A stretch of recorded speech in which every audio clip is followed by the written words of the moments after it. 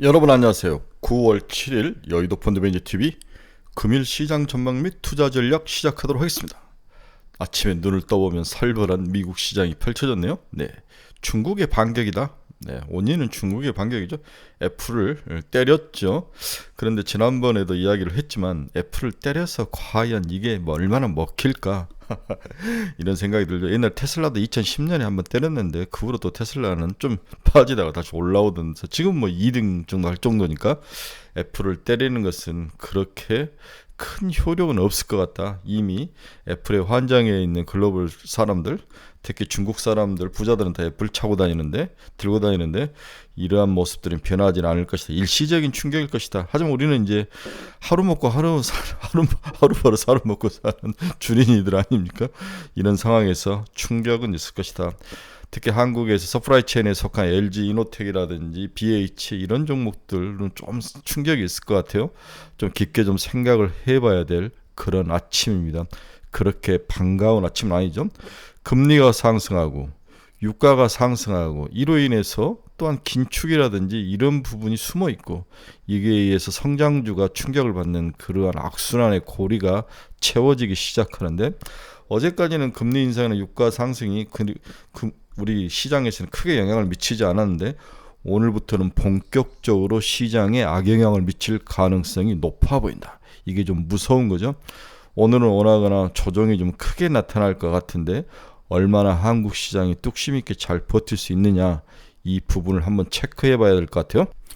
국내 주식시장 전체 거래 대금이 7조가 조금 넘을 정도로 아주 거래량이 줄고 있는 연약한 상황에서 오늘 미국발 한 대 후려치기, 뒤통수 후려치기는 상당히 아플 것 같습니다. 금일 시장 전망 및 투자 전략 좀 세세히 오늘 좀 세세하게 좀 분석을 해보도록 하겠습니다. 시간이 좀 많이 걸 것 같으니까 틀어놓고 주무시든지 아침 출근 시간에 활용을 하시기 바랍니다. 구독, 좋아요 많이 눌러주십시오. 금일 주가치를 보면 다우 0.57, 나스닥 1.06, S&P 500 0.7. 전체적으로 수치적으로 봐서는 뭐 그렇게까지 충격적인 수치 지수 조정은 아니에요. 하지만 내용을 들여다보면 가장 중요한 선두에 있는 친구들이 다쳤다는 거죠. 엔비디아, 테슬라, 애플이 다쳤다는 사실이 훨씬 더 중요한 것 같아요. 퀄리티적인 면에서는 하락이 생각보다는 컸다. 충격이 있었다. 이렇게 봐야 될 것 같습니다. 그래서 금일 시장의 주가 하락의 원인은 금리가 상승하고 이 금리 상승이 뭡니까? PMI 지수라든지 경제지표가 생각보다 잘 나왔다는 거죠. 그래도 유가가 상승하고 이에는 사우디아라비아 오펙 플러스의 문제, 그 다음에 애플이 중국 문제로 하락. 그래서 지속적으로 다시 긴축이 한 번 정도는 더 있을 것이다. 아직 긴축이 끝나지 않았다. 결국 이 모든 것들이 성장주에 가서 성장주를 한 대 후려 갈기면서 장이 끝난 거죠. 이 단순한 악순환 고리가 채워져 가는 모습이 좀 불안한 아침입니다. 금일 시장 미국 키포인트 한번 봅시다. 미국 베이지북이 발표가 됐는데 7월과 8월 여행 소비 증가에 완만한 성장이 나타났다. 미국 8월 ISM 서비스 PMI 지수죠. 54.5 확장세를 지속했다. 이 부분이 상당히 시장의 금리 상승을 끌고 올라가 버린 거죠. 베이지북 경제지표 발표 후 국채금리가 상승을 했다. 베이지북하고 경제지표가 발표한 이후에 국채금리가 상승을 했습니다. 얼마까지 상승했는지 한번 봅시다. 미국 금리를 살펴보면 2년짜리가 다시 5% 위로 올라왔어요. 5.023%, 5.6bp 상승하고 10년짜리는 다시 4.3 근처까지 왔습니다.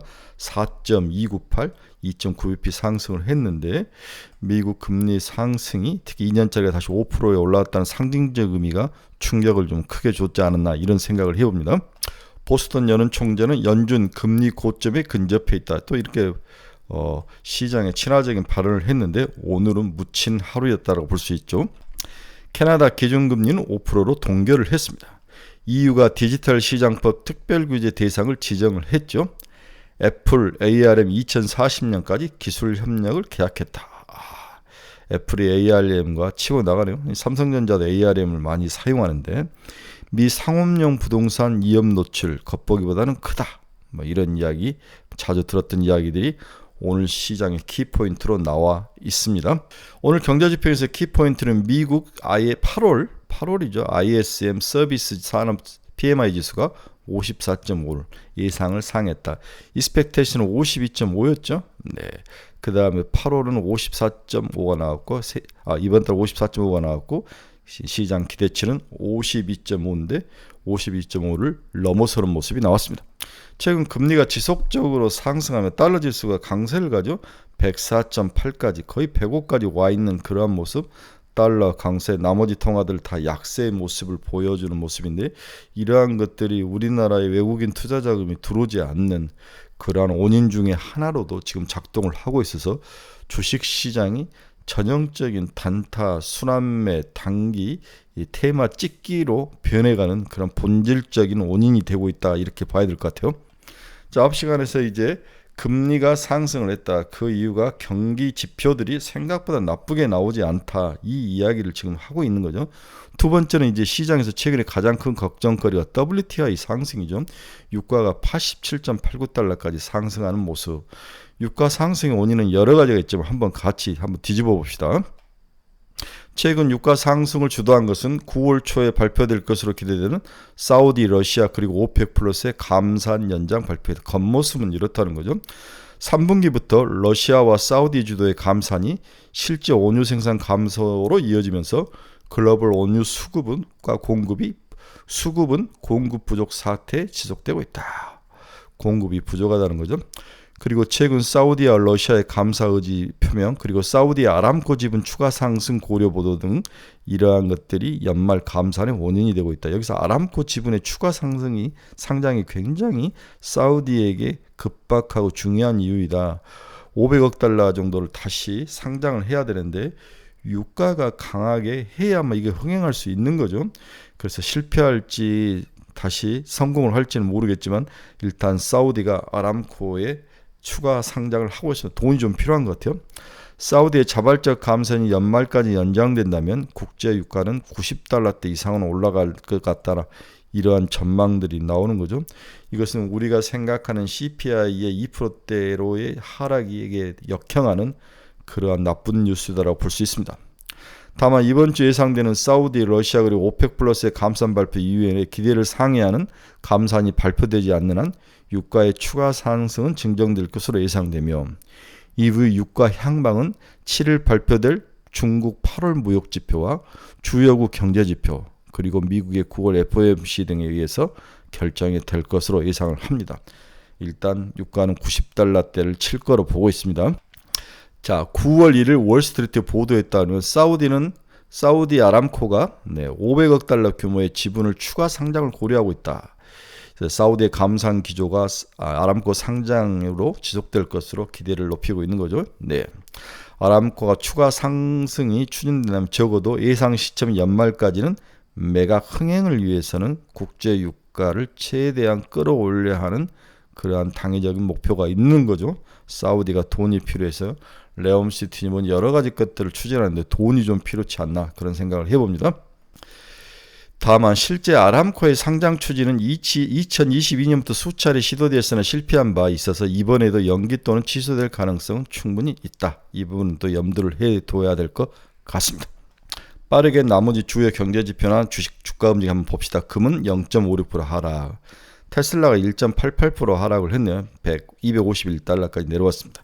애플은 4%나 하락을 하면서 오늘 시장의 가장 큰 원인이 됐죠. 네. 애플 하락은 중국 중앙정부에서 애플을 쓰지 말라, 이런 규제 조치인데 이게 과연 얼마나 통할지. 하지만 애플 서프라이 체인에 있는 기업들에 대해서는 주의는 필요하다. 단기 충격은 있을 것 같아요. 오늘이 아주 그 첫날인 것 같습니다. 엔비디아도 3.1%나 하락을 했네요. 전체적으로 중국의 블락 정책, 금리 상승, 유가 상승, 이 모든 것들이 엔비디아에게, 성장 AI 종목에게, AI 가속기 종목에게는 부정적인 요인으로 작용을 했습니다. 그러면 반대편에 있는 반도체들은 어떻게 되나? TSMC가 3.17, 얘는 애플을 쫓아가기 때문에 TSMC는 충격이 컸던 것 같아요. 반대로 마이크론 테크놀로지는 0.17% 상승하며, 오늘 한국 시장에서 과연 삼성전자와 SK하이닉스가 애플의 저 불행을 어떻게 받아들일 거냐. 문제는 삼성전자의 핸드폰이 중국에서 원래부터 팔리지 않고 있다는 점이죠. 이러한 면에 있어서 큰 어떤 방향성을 수혜를 입을 것이다, 이런 류의 그러한 긍정적인 요인보다는 같이 하락할 가능성은 저는 개인적으로 높다고 봐야 될 것 같아요. 메타 플랫폼스도 1.15% 하락을 했고요. 노블록스도 0.84%, 비트코인은 25,713달러 0.11% 상승하며 마감을 했습니다. 최근에 이제 미국의 소비 감소, 이 소비 감소가 이제 또 새로운 화두로 나타나는데, 이 소비 감소는 두 가지 측면에서 중요한 키포인트죠. 하나는 우리가 늘 걱정하는 CPI를 끌어내릴 수 있는 좋은 재료이긴 하지만, 반대로 미국 정부가 경기 침체로 가는 통로이다. 이 두 가지의 양수 겸장, 양면성을 가지고 있기 때문에 주의 있게 봐야 된다. 이렇게 실질적으로 나타나는 그런 수치적에서는 소비 증가가 나타나는데, 소득, 그러나 저축의 감소로 미국의 소비 둔화 가능성이 생각보다는 더 크게 나타날 가능성이 향후에 있다. 또한 미국의 학자금 대출 상한 개시가 4분기부터 나타나는데 추가 소비 둔화 가능성도 존재를 하고 있다. 9월부터 학자금이 대출 상한이 시작되는데 이게 본격적으로 4분기부터 나타날 가능성이 있다는 거죠. 단기로는 통화정책 완화 기대감으로 활용되면서 증시에 오히려 긍정적으로 작동할 수 있다는 그런 반전 매력 포인트도 있다. 그래서 미국 소비 감소가 실질 소비 증가에도 소득이나 저축의 감소로 향후에 소비가 감소할 가능성을 함의를 하고 있고, 그다음 학자금 대출이 상한이 본격적으로 되면서 4분기에는 소비가 줄 것은 명약관화하고, 이러한 것들이 단기적으로는 미국의 긴축이라든지 FOMC 회의에서 금리 인상 등을 멈추게 할 수 있는 그러한 장점도 있다. 그러나 장기적으로 봐서는 소비 감소는 주식시장에 독이 될 것이다라가 제 생각인 거죠. 미국은 학자금 대출이 굉장히 큰 소비의 모습이죠. 스튜던트 론인데 학자금 대출 상한이 시작되면서 2030년 소비가 추가로 악화될 수 있다는 부정적인 견해도 제기 중에 있다. 2023년이겠죠. 2023년. 팬데믹 위기 이후 3년 동안 미국 학자금 대출 상한 의무를 유예시켜줬죠. 9월부터 이자가 발생되면서 10월부터 상환이 시작될 예정이다. 20대와 30대가 학자금 대출 비중이 높은데 그들의 재정 상태가 이미 좋지 않은 상황임을 염두에 둬야 한다. 해당 연령대의 신용카드, 오토는 잔액 중 90일 이상 연체된 잔액 비율은 코로나 수준을 넘어서고 있다. 연체가 아주 크게 발생을 하고 있는 모습이 나타나네요. 모디스는 대출 상한으로 인해 소비자 지출이 감소하고 4분기 경제 성장률에 마이너스 영향을 미칠 수 있다라고 우려를 표명을 했죠. 미국에서 모기지가 제일 큰데 모기지를 제외한 비모기지 대출 중 33%를 누가 차지하냐? 학자금이 차지한다는 거죠. 자동차 할부가 34%, 학자금이 34%, 3% 신용카드 22%, 기타인데 미국은 우리나라와 다르게 국가에서 돈을 빌려서 학자금 대출로 공부들을 하고 나중에 갚는 그런 시스템인데 이게 상당히 큰 포지션을 차지하고 있네요. 그래서 학자금 상환 부담은 2030이 가장 높을 것이다. 가장 활발하게 경제활동을 해야 될 2030이 가장 충격이 클 것이다라고 봐야 될 것 같습니다. 앞에서 봤던 연체율도 올라가고 있다. 90일 이상. 그렇죠? 90일 이상 70일 플러스 연체가 이 검정건데 올라가고 있다. 이렇게 봐야 될 것 같습니다. 제가 어제 이제 최근에 반도체 시장 두 번째 카테고리로 반도체 시장 현황 및 분석 그리고 투자 전략을 간단히 써봤는데 오늘 아침에 애플이 이제 크게 중국에서 얻어맞으면서 이게 무슨 의미가 있나 그런 생각도 드는데 자, 어제 공부를 했으니까 간단히 또 최근에 반도체 시장 현황을 한번 분석해 드리도록 하겠습니다. 지금 반도체 시장에서 가장 먼저 나타난 현상이 HBM의 확장성으로 삼성전자 수혜 이야기가 가장 일본으로 나타나죠. 삼성전자가 4분기부터 엔비디아의 HBM3를 공급하기로 했다. 현재 시장에서 재개 중인 SK 하이닉스의 MR-머프 방식 대비 삼성전자가 쓰고 있는 TC NCF 기술이 원래 떨어질 거라고 생각을 했는데 막상 까봤더니 SK 하이닉스가 개발한 좀 어드밴스된 MR-머프 방식과 TC NCF 기술이 별 차이는 없더라. 이 이야기를 하는 거죠. 이러한 것들이 시장에 어필이 되면서 엔비디아 HBM3에 편입이 됐다.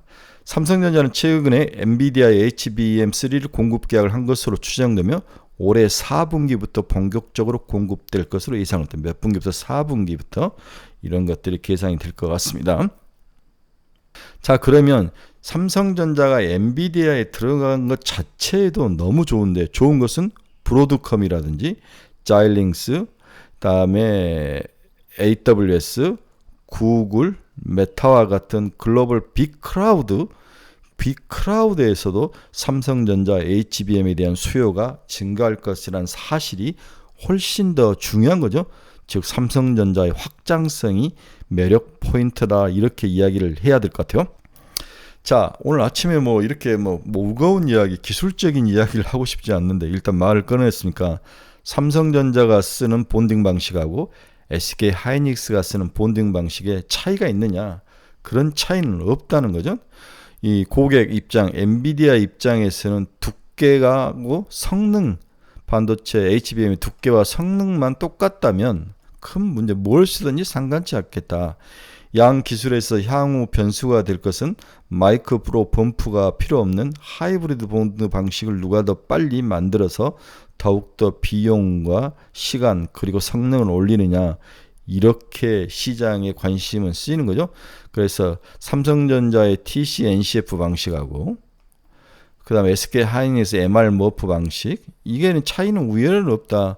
결국 TC 본드 방식, 하이브리드 본드 방식, 그래서 마이크로 범프를 사용하지 않고 붙이는 이 방식으로 누가 빨리 가느냐, 현재까지는 아직 못 가고 있는 거죠. 수율이라든지 비용이라든지 아직 개발의 상황에 의해서.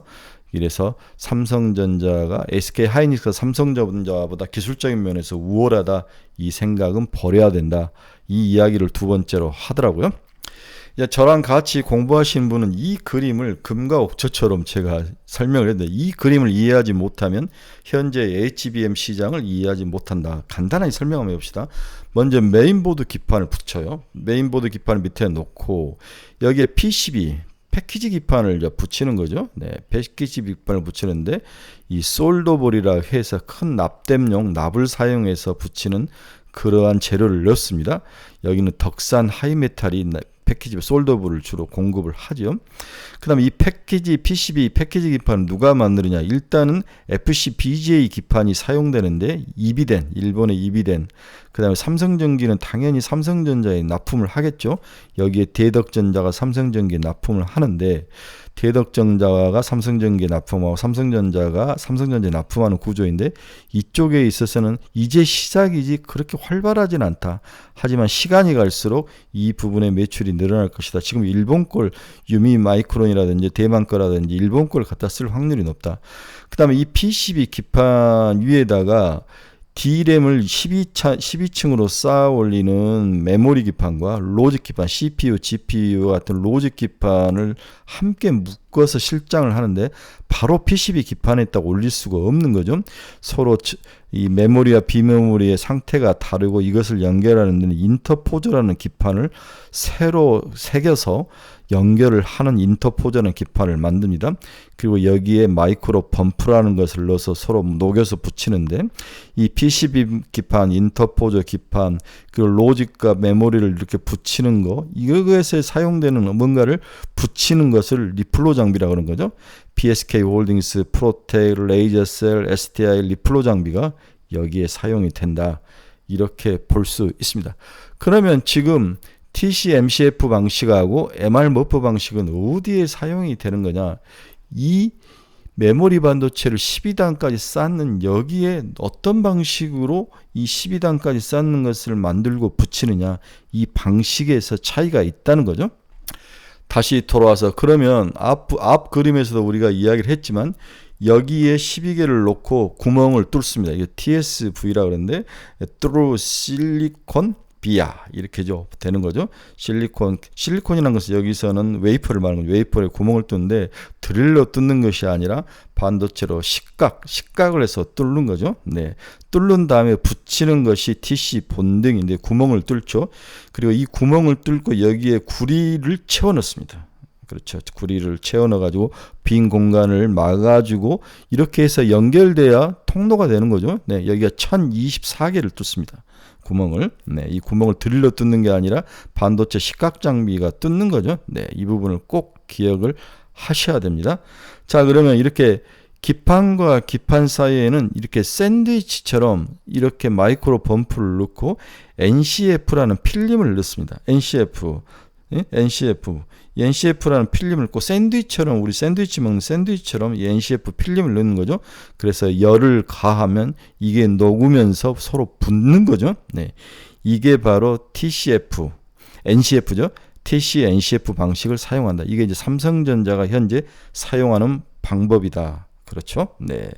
이렇게 필름이 녹으면서 범프 간의 연결이 유도가 되고 이렇게 붙는데, 그렇다면은 이 두께를 더욱 얇게 해줘야 되기 때문에 이 반도체 웨이퍼 표면을 갈아줘야 되죠. 네, 갈아줘야 되는데 이 얇게 만들어서 웨이퍼 표면을 갈아주면서 평탄화 작업을 해서 하는데, 여기서 이제 불량품들이 많이 나올 확률이 많죠. 그렇죠. 그래서 칩과 칩 사이의 공간이 녹으면서, 필름이 녹으면서 붙어지기 때문에 없어지면 고, 이것을 언더필이다 이렇게 부르는 거죠. 네.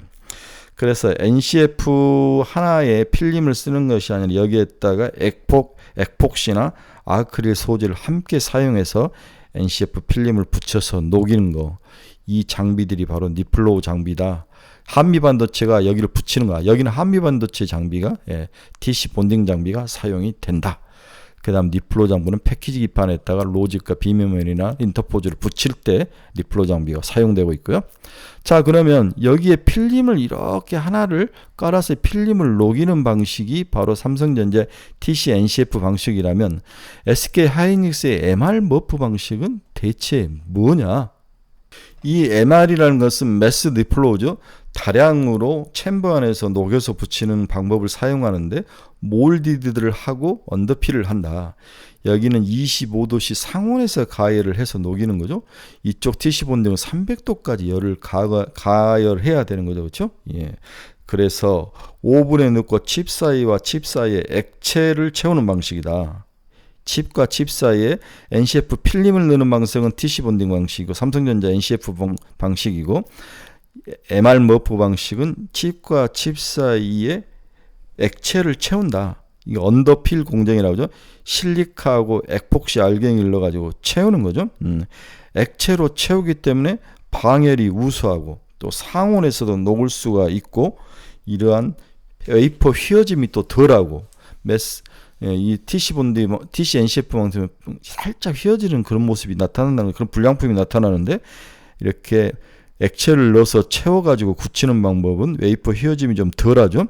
또 열을 식히고 가열하는 과정에서 시간도 전략도 25도 상온만 가열하면 돼요. 여기는 300도까지 가열하고 식히는 시간이 많이 걸리는 거죠. 이 차이들이 발생을 한다. 이렇게 볼 수 있습니다. 그래서 몰딩 공정 작업에 이 칩을 보호하기 위해서 몰딩 공정 작업을 해서 이렇게 이제 납품을 하는데, SK 하이닉스가 이 기술을 성공할지 말지는 삼성전자는 굉장히 처음 회의적이었다는 거죠. 그래서 일본의 나믹스라는 회사의 기술을 들여와 가지고 SK 하이닉스가 성공한 케이스다, 이렇게 봐야 될 것 같아요. 현재 지금 병목 현상이 HBM에서 나타나는데, 이것은 후공정 분야에서 TSV 실리콘에 이렇게 식각으로 구멍을 뚫는 1024개를 뚫는 이 과정이 시간이 많이 걸리고 굉장히 어려운 과정인 것 같아요. 여기서 병목 현상이 나타나고 있다. 그래서 이것에 대해서 전체적으로 통과를 하는 한미반도체가 유리한 거죠. 이런 면에서 한미반도체는 7만 원까지는 한번 꾸준히 가져가서 견뎌야 된다, 이 이야기를 하고 있습니다. 자, 아침에 이제 여러 바쁜 시간에 삼성전자의 TC NCF 방식하고 SK 하이닉스 MR 머프 방식, 얘는 필름을 사용해서 칩과 칩 사이를 녹여서 붙이고, 얘는 칩과 칩 사이 액체를 부어서 녹여서 만든다. 액체로 녹여 붙는 방식이 훨씬 유리하고 어드밴스된 기술이다. 하지만 둘 다 성능이 똑같다면, 엔비디아에서는 아무 상관이 없다. 두께와 성능이 똑같다면, 그래서 그 다음 단계는 하이브리드 방식, 이렇게 칩과 칩 사이에 이렇게 마이크로 범프를 사용하지 않는 방식. 이 범프를 사용하면 찌꺼기가 많이 나고 시간이 많이 걸린 거죠. 그래서 삼성전자의 그러한 HBM3의 기술은 문제가 없다. 또한 삼성전자 기술을 통해서 확장성이 있다. 삼성전자에 관련된 그러한 기업들이 추가로 서프라이 체인에 있는 기업들이 추가로 수혜를 받을 것이다. 하나마이크론 같은 기업들이 대표적으로 3만 원대인데 3만 원대 정도 초반에 있으면 사야 될 것 같아요. 얘는 5만 원짜리로 봐야 될 것 같습니다. 자, 시간이 없으니 결론 들어갑시다. 중국발 애플 계좌는 우리나라 핸드폰 및 반도체 시장이 득이 될지 실이 될지 알 수가 없습니다. 일단은 약간 실이 될 가능성이 있어 보이죠. 오나가나 한국 핸드폰은 중국에서 팔리지 않는데 다만 득이 되지 않을 것으로 보여진다. 특히 애플 서프라이 체인에 있는 LG 이노텍 같은 기업들이 충격을 먹을 것 같은데 우리나라의 삼성 전기도 좀 관련이 있고 여러 가지 관련이 좀 있습니다. 삼성 SDI의 이 패널판도 관련이 있고 지속적인 유가 상승은 CPI 상승을 자극할 것이며 이는 긴축의 지속과 금리 상승 결국 성장주인 반도체, AI, 제약, 바이오주들에게 악영향을 미칠 가능성이 오늘 높아 보입니다.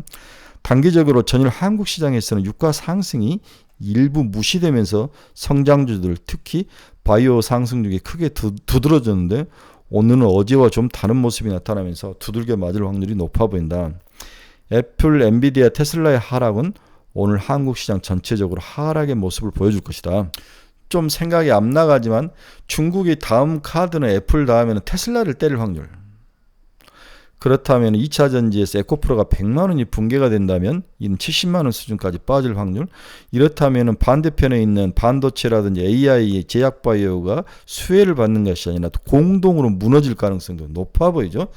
따라서 현재는 가장 좋은 시나리오는 2차 전지가 박스권 안에 있고 반도체, HBM, AI, 바이오가 반대편에서 박스권에 있는 동안 상승하는 그림이 굉장히 좋아 보이는데 여기에 대한 새로운 변화, 흔들림이 있을 가능성이 있다는 것. 저는 어제 시장에서 CPI 발표될 때까지 FOMC 회의 때까지 큰 문제는 없어 보인다라고 이야기를 했는데 오늘 새로운 이벤트가 나타나면서 시장의 기존의 틀을 깰 확률이 높아 보여서 걱정이 왔습니다. 어제 의료 AI 주들의 무서운 질주는 저는 꼭 막장 드라마를 보는 것 같아요. 막장 드라마는 걱정하면서 욕하면서 보는데 시청률은 높은 거죠. 우리도 마찬가지죠.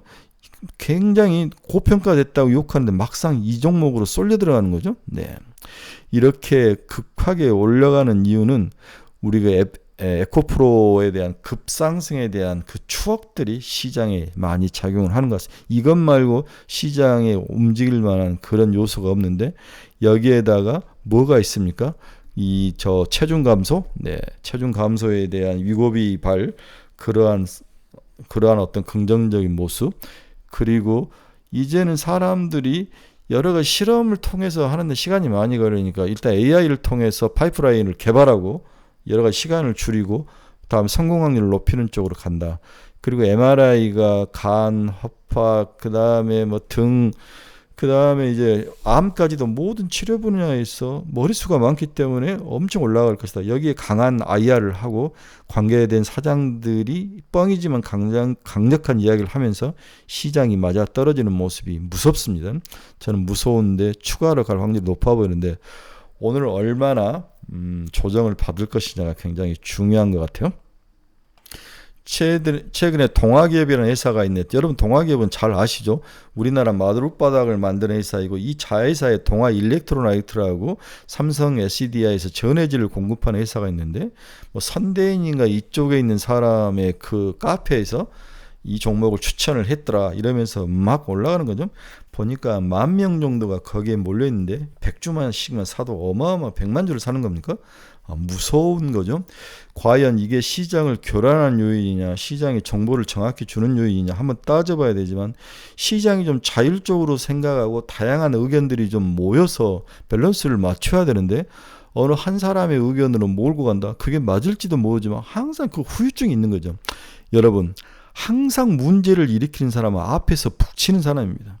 앞에서 북치는 사람, 앞에서 나와서 설치는 사람이 늘 그 사람이 한 번은 맞을 수 있지만 그 다음에 모든 사람들을 릅석으로 끌고 가는 주범이라는 사실을 꼭 기억하시고 참고는 하되 최종 판단은 여러분이 하셔야 됩니다. 시장을 교란하면 항상 반대로 대꾸받고가 있습니다. 자, 오늘은 일단 모두는 쑥으리 모두죠. 방법은 없습니다. 문제는 이익 실현 기회를 놓친 게 아닐까. 그리고 추격 매수를 늦게 쫓아간 사람들이 이 장에 오늘 하락이 강하게 나타난다면 어떻게 대응을 해야 될 것인가 이런 모습인데 일단은 방법은 없습니다. 한 번은 참고 넘어가야 돼요. 견디셔야 됩니다. 왜 그러냐면 미국 시장이 변동성이 굉장히 강하게 나타나요. 그래서 하루 빠지고 그 다음날 다시 되돌리는 가능성이 높기 때문에 너무 일소일비하지 말고 자기가 산 이유가 정확히 맞다면 강하게 쏘그리 모드로 견디셔야 합니다. 근데 오늘은 좀 주절주절 이야기가 많았습니다. 하지만 여러분들에게 피와 살이 되는 이야기라고 생각하시고 잘 들어주시기 바랍니다. 오늘은 쉽지 않은 장이 될 것 같습니다. 네, 제 카페 광고 한번 해야죠. 여러분 중에서 투자의 방향성을 잃어버리신 분들 저희 카페로 들어오십시오. 그리고 자기가 가지고 있는 종목에 대해서 상담이 필요하신 분들 저희 카페에 들어오십시오. 그리고 매달 한 번씩 하는 우리 오프라인 스터디 모임이 있습니다. 우리가 애널리스트 3사람을 불러서 공부를 하는데 정말 방향성도 좋고 시장에 일타 강사들이 오기 때문에 여러분들에게 정말 좋은 그러한 모임이 될 것입니다. 또 여러분들이 매일매일 관심 종목이 필요하신 분도 저희 카페로 오십시오. 실망시키지 않을 것 같아요. 유료 카페인데 비싸지 않습니다. 자, 즐겁지 않을 목요일입니다. 하지만 정신 똑바로 차리고 일단 쑥이라 방법은 없습니다. 하루 한번 참고 넘어갑시다. 반등을 강력히 기대해 봅니다. 추경 매수는 오늘은 금지입니다. 여러분 내일 뵙겠습니다. 감사합니다.